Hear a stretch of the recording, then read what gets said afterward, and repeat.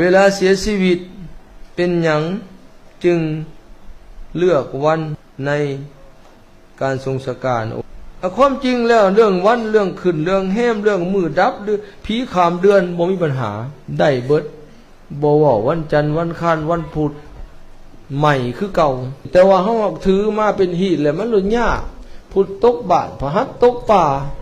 ไผเว้าก็เว้าใหม่นี่เบิดวันใดก็ตกป่าได้ว่าสิเป็นหยังคนเว้าเอาโอ้ยอาตมาเรื่องหีดอันนี้อาตมาฟื้นมาหลายบอนแล้วสิให้ฟังหน่อยนึงเนาะมีพี่คนตายมีแห้งตายแล้วบ่ให้จูดตายมีแห้งต้องฝังพอไปซื้อโลงมาพี่น้องเขาอยากจูดอาตมาก็จูดโลดมาปรึกษาอาตมาตายมีแห้งก็จูดได้บ่ยะจูดโลด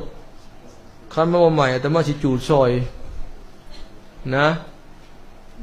สิไปนั่งเบิ่งว่าพี่มันสิลุกขึ้นมาบ่นะก็จูดแล้วผัดบ่ให้แจกตายมีแห้ง3 ปียังแจกซุ่มเจ้าสิเสือเนี่ยทานหรือสิเสือซุ่มนั่นคันเสือผู้เฒ่าซุ่มนั่นกะมุนซุ่มผู้เฒ่านั่นเป็นชูดตัวคันเสือเนี่ยทานแล้วก็เฮ็ดบุญมาบ่มาก็ยาเขาซุ่มนั่นเขาย่านก็ได้ว่าตกลงเหตุพี่น้องเราอยู่สระวันพุ่นเด้เขาน้อยบ่แจกใจแล้วบ่ได้แจกข้าวแจกน้ำให้ลูกเขาน้อยตายก็บ่ได้กินข้าวแจกน้ำหวานน้ำเมืองเพิ่นโอ้ยบ่คักแล้วแจกมนต์ขึ้นเฮือนบ่ให้เอาเข้าเฮือนอีกบัดนี้ตั้งกองบุญอยู่นอกกลางเต้นอยู่กลางเดินป๊าด3 โมงฮ้อนมาหาฮ้อนไปสู่มงคลเพื่ออะไรใครแตกเนี่ยครูคือบ่เข้าในเฮือนบ่แล้วเฮือนบ่ทันได้ขึ้น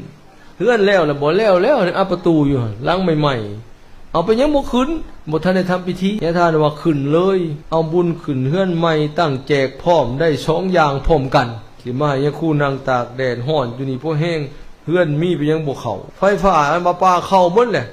ไปย้ายบ่สั่งหามกองบุญก็ไปปูศาสตร์ปูยังอุกถึกสูตรมงคลมื้อแรงมามื้อเช้าก็ตักบาตรเรียบร้อยแต่มาก็ฟังรหัสอยู่ว่าสิเป็นไดก็อยู่ดีมีแห้งอยู่เด้ทางมีเป็นดีอยู่เจ้าของเฮือนก็ได้บ่ได้ขึ้นเฮือนใหม่บ่ได้เอาบุญซ้ำแล้วเลยถ้าปานนี้ตั้งแจกพ่อขึ้นเฮือนใหม่นำเขาเจ้าเคยมาถามอาตมาขึ้นเฮือนใหม่อันเอามือได้ดีเนี่ยทานนะทานถามแล้วบ่เฮือนน่ะแล้วคันใดมีแล้วบ่มีขึ้นโลดคันขึ้นเฮือนใหม่หรือว่าอันน่ะเพิ่นว่าปักกกแหกเสาแหก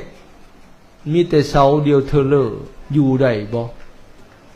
ถึงสิเอาควันเอาแหกเอาหยังเอาอักเอาอ้อยเอาปีสังเอากล้วยอ้อยซอยปีไปมัด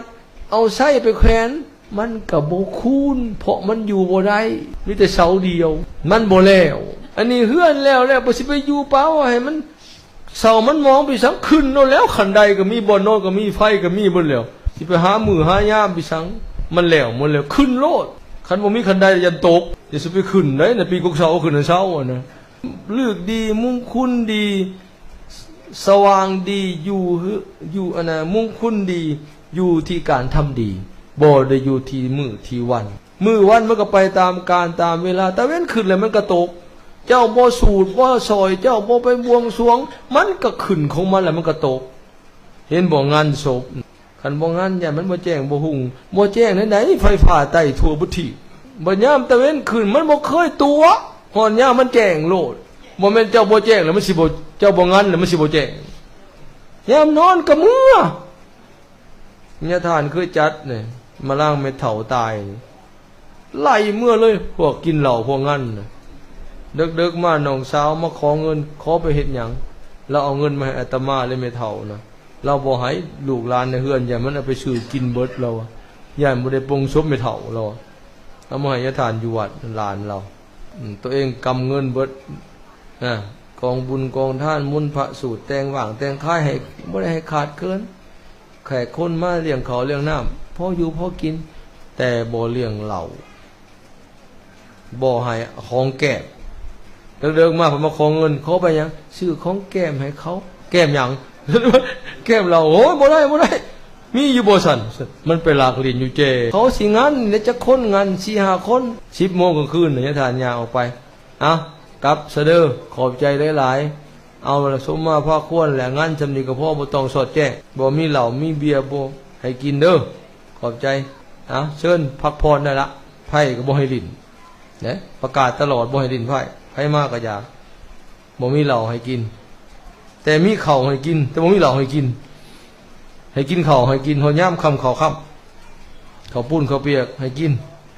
แต่บ่ให้กินเหล้าบ่ให้ลิ้นการพนันลิ้นไพ่บ่ให้ลิ้นย่ำสูตรมาติกาไม่ออกก็มาเต็มเฮือนคือเก่าย่ำมือปงศพคนมาจนบ่มีบนอยู่ในเฮือนและยืนอยู่นอกและซ้อมเบิ่ง4-5คนไอ้มันมางานน่ะบ่เห็นจักคนบ่มีพี่น้องขี้เหล้าก็บ่เอาบ่มาก็อย่าบ้านเมืองมาคือเก่ามือตั้งแจกก็มาตั้งแจกก็ญาติโยมก็มาแต่งมาแปลงบ้านพี่น้องเฮือนไก่เฮือนเคียนก็มาคือเก่าตักบาตรยาน้ำมื้อสุดท้ายก็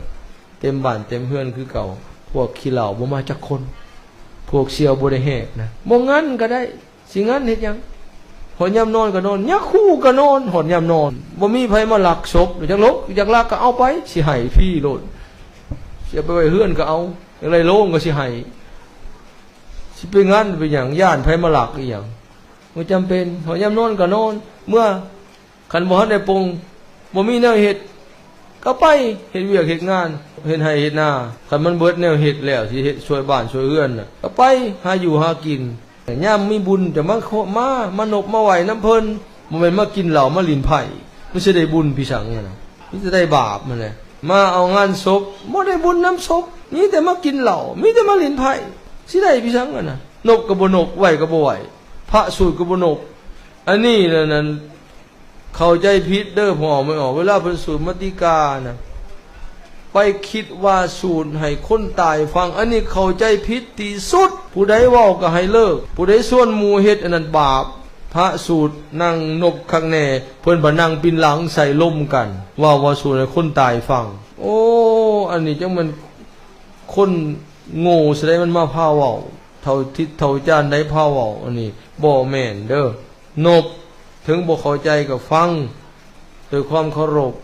เพิ่นเว้าสู่เป็นบาลีเพิ่นเทศเป็นภาษาบาลีเฮาก็ฟังด้วยความเคารพก็ได้บุญอันนี้บ่เคารพนั่งอยู่หังบ่ฟังล้มกันนั่งปินหลังใส่ขี้หายก็หันคือออกมาลิ้นเบี้ยเจียไผ่กินเหล้ากินเบียร์โอ้ยแล้วชาติบ่ได้บุญหยังเลยซุมนั้นน่ะได้แต่มางานมาเปลืองอีกต่างหากขางัวเป็นตัวก็บ่พอนั่นมาหุ่มกินน้ำคนตาย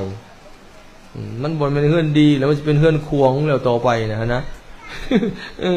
เฮือนดีมันต้องมาแสดงความดีต่อกันมาช่วยเหลือกัน